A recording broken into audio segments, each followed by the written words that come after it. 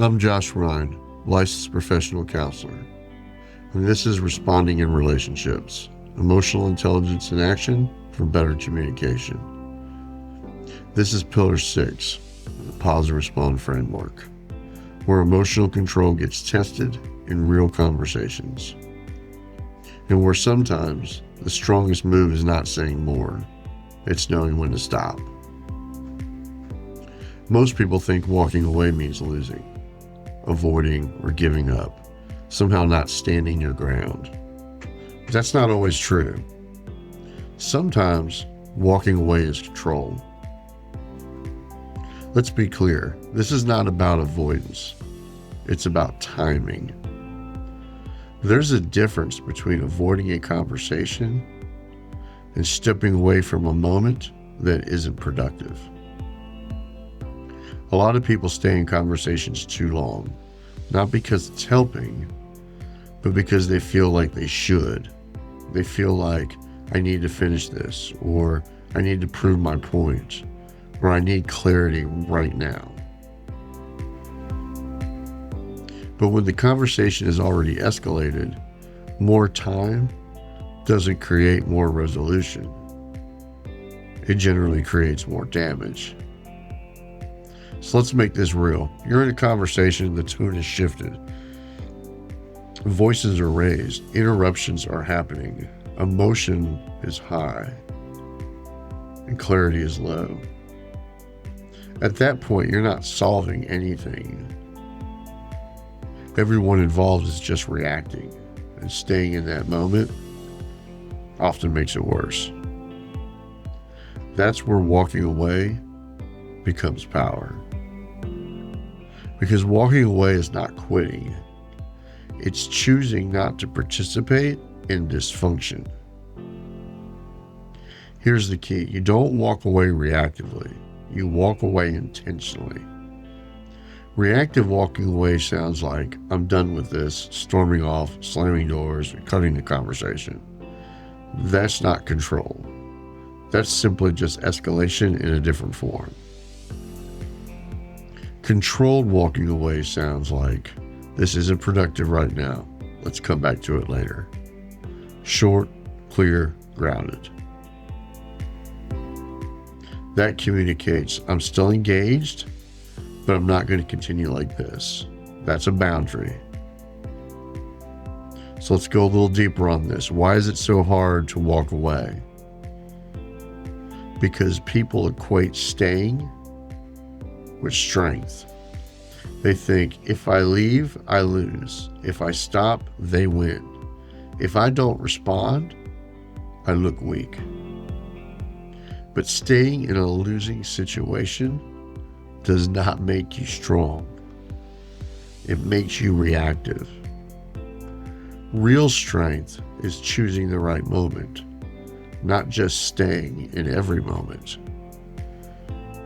Another reason people struggle to walk away, they want immediate resolution. They want things fixed now. They want clarity now. They want the discomfort they're feeling about the topic to resolve now. But the emotional intensity is blocking the resolution. So the longer you stay in that state, the further you move from a solution. Walking away creates space, and space creates the possibility of clarity. So let's look at a practical moment. You're in an argument, it's going nowhere. You feel yourself getting more frustrated and more reactive. That's your signal. Instead of pushing through, you say, I don't like how this is going. Let's pause and come back to it. Now you've moved to protecting the outcome, because conversations don't need to be finished immediately. They need to be finished well. And in order to do that well, it requires regulation. Here's another layer. Walking away also protects your words. Because in high emotion, you're more likely to say something that you don't mean. something you can't take back, something that creates lasting damage far beyond the moment of that conversation. And once it's been said, you don't get to control how it's remembered. So stepping away protects you from your own reactions. That's control. Walking away requires confidence, because you have to tolerate an unfinished conversation. You have to tolerate temporary tension.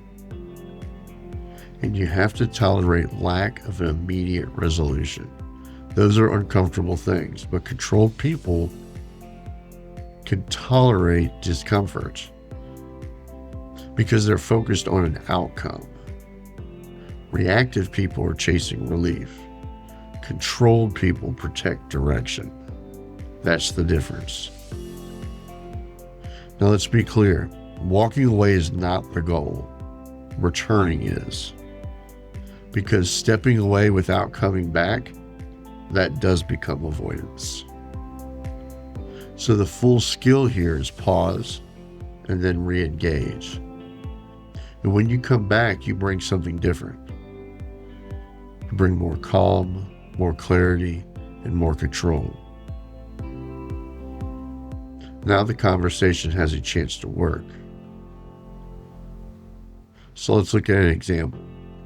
Earlier, someone may have said you never listened. Your reaction may be that's not true. Now, after stepping away and returning, earlier when I said I don't listen, I want to understand what you meant. That's a completely different conversation. Same issue, different state, different outcome. This is why walking away is powerful, because it changes the state of the conversation. Another key point, you don't need permission to step away. You don't need the other person to agree. You don't need to let them calm down first. You choose your response.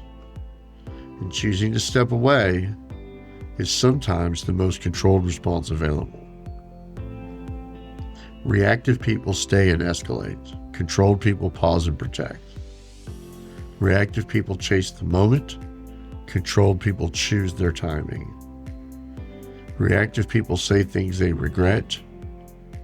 Controlled people create space to respond better. That's the difference.